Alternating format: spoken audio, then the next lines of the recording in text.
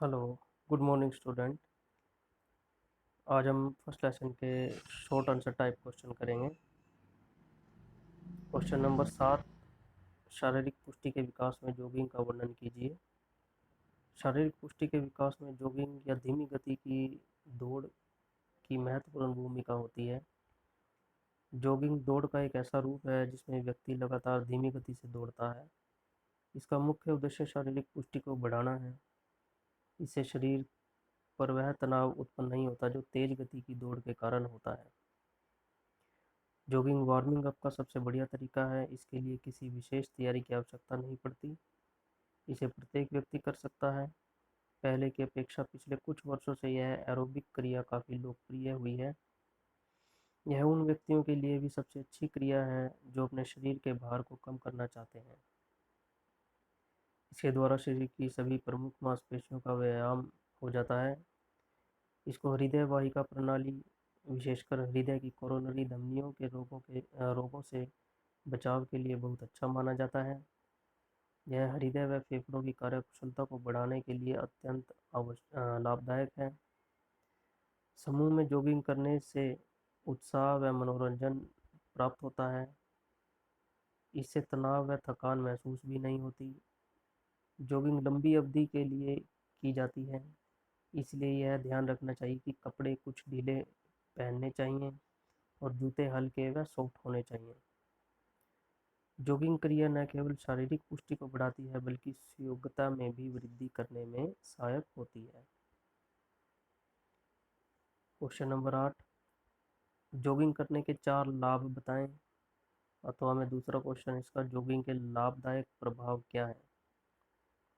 Answer में first point है, jogging शरीर की सांस लेने वाली क्रिया में सुधार करती है। सेकंड पॉइंट, जॉगिंग से शरीर के सभी अंगों का अभ्यास होता है। थर्ड पॉइंट, जॉगिंग करने से समय से पहले बुढ़ापा नहीं आता। फोर्थ पॉइंट, जॉगिंग मोटापे को कम करती है। फिफ्थ पॉइंट, जॉगिंग से उच्च रक्तचाप की समस्या दूर होती है। क्वेश्चन नंबर 9, कैलिस्थेनिक्स पर एक संक्षिप्त टिप्पणी दीजिए। अथवा में दूसरा क्वेश्चन है इसका, कैलिस्थेनिक्स का शारीरिक पुष्टि के विकास के साधन के रूप में व्याख्या कीजिए। तो आंसर है, शारीरिक पुष्टि के विकास के लिए कैलिस्थेनिक्स का प्रयोग भी किया जाता है। हालांकि कैलिस्थेनिक्स के द्वारा केवल सामान्य योग्यता का विकास ही संभव है।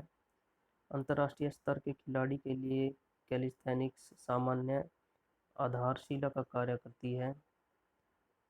सेंचुरी शब्दकोश के अनुसार कैलिस्थेनिक्स हल्की जिम्नास्टिक की तरह का व्यायाम होता है।